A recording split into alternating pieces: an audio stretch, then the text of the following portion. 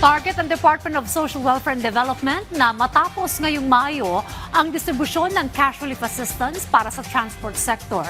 Apektado ng mataas na presyo ng krudo. Yan ang ulat ni Gav Villegas.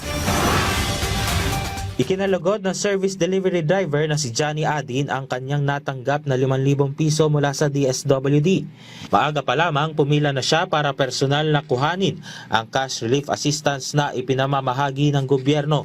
Maganda, laking tulong sa amin to dahil ang taas ng gasolina hindi si paano sa bigay ng DSWD natutulungan ng mga katulad namin,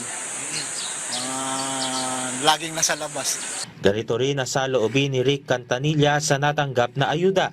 Malaking tulong na to sir sa araw-araw lalo na sa gas. Tsaka dagdag na rin panggasto sa biyahe namin. Kapwa nagpapasalamat sina Johnny at Rick sa natanggap nilang tulong.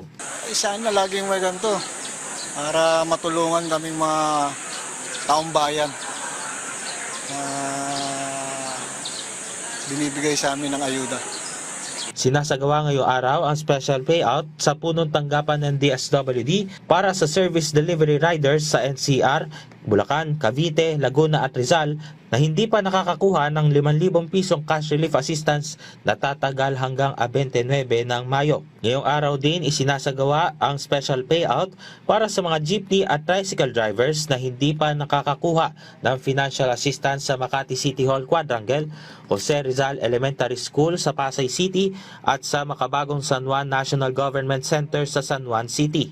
Susundan naman ito ng special payout sa Taguig, Parañaque, Mandaluyong at Marikina sa May 28 at sa May 29 naman ay gagawin ang special payout sa Parañaque, Valenzuela, Las Piñas, Maynila at Muntinlupa. Kailangan na magpakita ng valid driver's license kasama ang photocopy ng kanilang lisensya para makuha ang kanilang payout.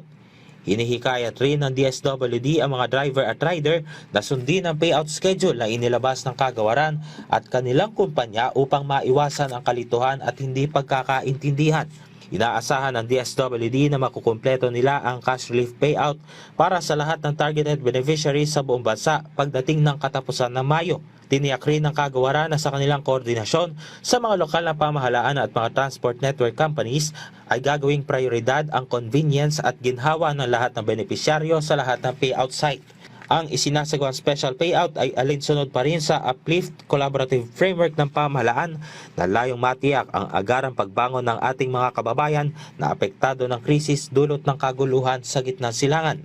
Kasabay din ito ay inaasahan rin na makatatanggap ng tulong ang mga jeepney drivers at tricycle drivers sa Metro Manila na hindi pa naisasama sa mga naunang serya ng payout ng kagawaran. Gab Humilde Villegas para sa Pambansang TV sa Bagong Pilipinas.